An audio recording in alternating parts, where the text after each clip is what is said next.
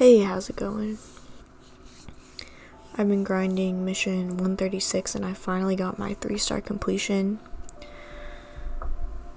I found a team that I like using and I just had to get a little bit lucky at the beginning of the level to get my clear. So I'm looking for that red glow around that enemy to get extra rage points when you kill it, and it needs to be on the enemies that are rushing you first. So on that first initial orange jumpsuit zombie and on your insectoids is the enemies that you want it on. Then you want your insectoid to run toward the bus and be in front so your mechanic can one-shot it with his hammer attack, which happened to me for me on this run. Also, no damage to the bus because I took out those enemies and they happened to die in the nick of time. Dropping barrels on the charge zombies so they don't take out your turret or your initial ranged units. Sometimes the insectoids will just jump on top of your units and they can't kill them in time. In this case, I was fortunate that they didn't die. I'm using the Molotov cocktails and the red barrels to take out those charged zombies and as many insectoids as I can. So there's another pair of charged zombies.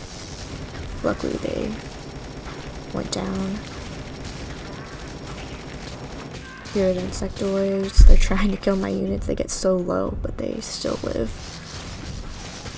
So once you're at the point where you have multiple turrets on the field, you didn't lose too many of your ranged units killing this initial wave, you're in a really good spot. Like, you have a really good chance of getting that 3 stars. The beginning of your run is really where the mission ends. Will die and end getting your bus even just scratched at the beginning.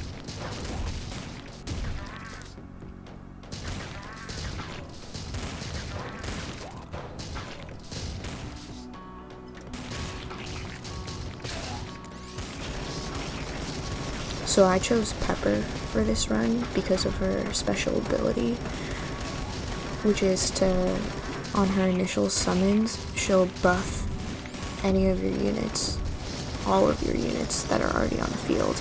It's a one-time thing, so sending out your units and then sending her out after them so she can buff them, just like that policeman. And everybody will attack faster and just shoot more quickly, which gives you enough firepower to take out the tankier ads, because the cranks have a lot of health. The zombie tower has a lot of health, and if you can kill the insectoids even though they jump on top of your units, then that's perfect, because the policeman can take a couple hits. Pepper can dive and dodge and jump backward from the insectoid, but it's not always the case and you may lose units. Her buff that speeds everything up just makes it more likely that that won't happen. So once the horde wave comes, and your end game is to get to the horde wave, because you can take this out with all your turrets and using the Molotov to get rid of the armored zombies, because I know you have a lot of ranged. You're shooting them with guns, but they have armor, so use the fire to take them out. But end game is to get to the horde and beat it. It'll be a little bit tough to destroy the barricade before that wave is over. But the stars aligned. I got a good initial RNG on those enemies and I was able to get my 3-star completion.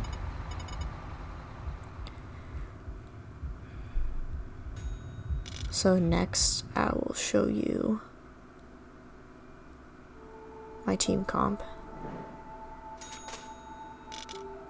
I had a turret, a Molotov, the red barrel, and of course my